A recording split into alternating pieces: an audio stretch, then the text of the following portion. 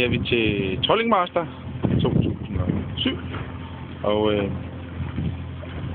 Jens han er ved at smøre sig forholdsvis grundigt ind. Han mangler lidt på næsen. Ja, lidt til. Ja, nu er der lidt. Og som det nok kan ses, måske er der det ikke, vi er midt på Østersøen mellem Sverige og Bornholm, og det er havblik. Det er helt fantastisk, og gradet står. Fiskene snakker vi om lidt senere, men det skal nok komme. Vi lader billedet stå lidt.